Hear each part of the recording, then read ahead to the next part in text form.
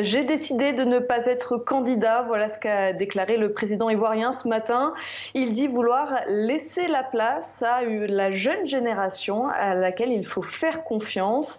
Il vient donc d'écarter cette possibilité d'un troisième mandat lors du scrutin du 31 octobre prochain. Lors des derniers mois, il avait lui-même envisagé cette possibilité.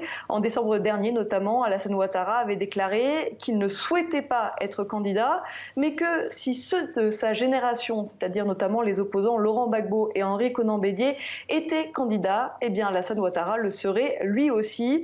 Aujourd'hui, il a donc définitivement fermé la porte à ce possible troisième mandat, et cela sans savoir si l'un de ses principaux opposants, Henri Konan Bédié, sera candidat. Alors, Alassane Ouattara semble vouloir jouer la carte de l'apaisement, car ce possible troisième mandat a été très décrié par l'opposition ivoirienne. L'opposition juge ce possible troisième mandat inconstitutionnel.